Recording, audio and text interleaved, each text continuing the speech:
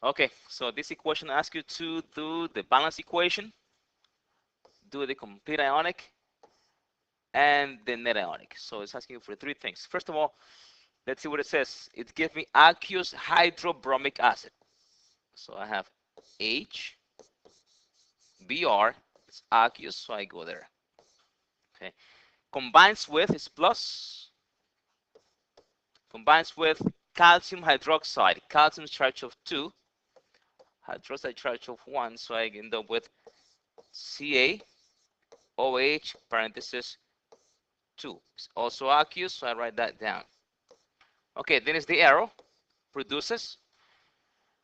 I end up with water. Why do I end up with water? Because I have OH, a base, and I have H as an acid. Therefore, I end up with water at the end, and I go plus H2O, and it is a liquid. And what haven't I used? I haven't used the Ca, I haven't used the Br, so it becomes Ca, charge of 2, Br, charge of 1, so it becomes Br2, aqueous because it is said so. Okay, is the equation balanced? No, it's not. So I have one H on my right plus 2, and I have two H's over here. So I have 1 and 2 H's and 2 on this side. So 3 on the left and 2 on the right. Let's balance this, okay? And let's make a 2 over here. Maybe, see if it works. And that gives me 4 H's on my left. And let's try a 2 over here. Let's see if that works. Okay, let's count. Let's see, I have 2 H's and 2 gives me 4, and I have 2 times 2 gives me 4. The H is good. The Br, I have 2 Brs, that's good. The calciums, I have 1 calcium here, 1 there, that's all good. And the oxygens, I have 2 times 1 is 2, and 2 times 1 is 2. So the equation is balanced, and this is called molecular equation. Okay, so this is a regular, skeletal, or molecular equation.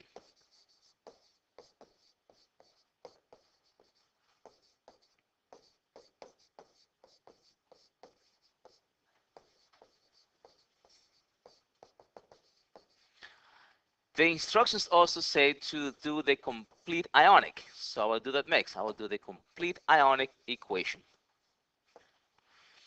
Complete ionic. I will do exactly the same thing that I did earlier, but I will break down these components.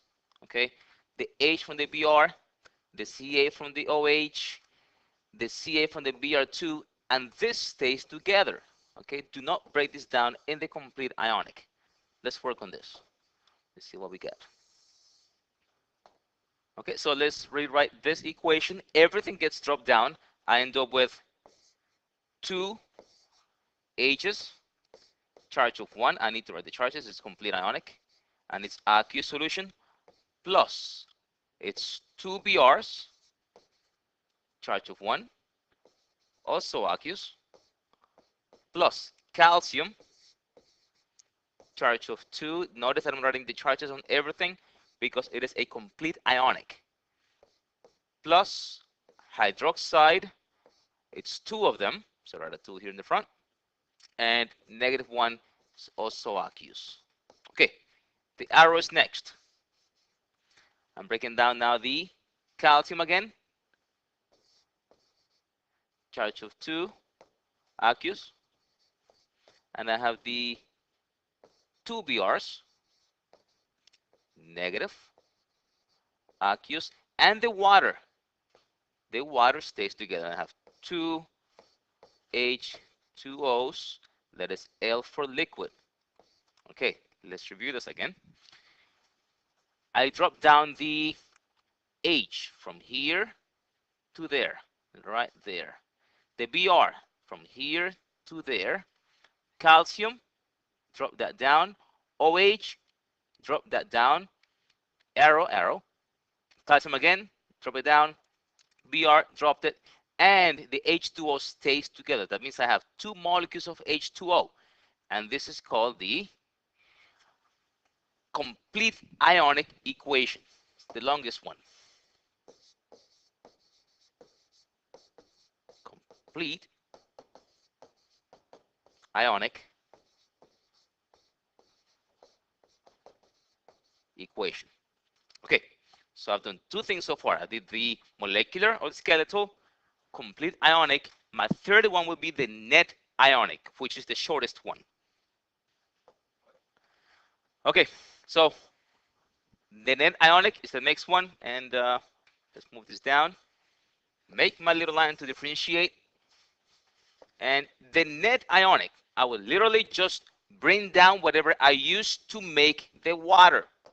If I notice, water is what I produced. That is the different compound as opposed to the aqueous solutions. So I will do this and drop that down. Arrow, two H2Os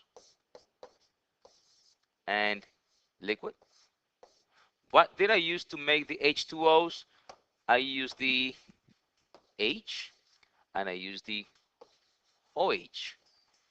Therefore, I will use the two H's, aqueous,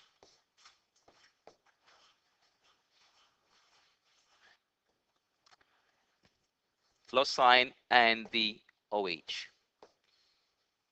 Two OH's, two OH, -1, it is aqueous, and this is called the net ionic equation. Okay, so this equation was producing water. I was giving an acid right over here. I was giving a hydroxide over here, and whenever I combine an acid and hydroxide, I end up with water and salt, or salt and water. This is the molecular equation. This is the complete ionic, and the shortest one, this is the net ionic.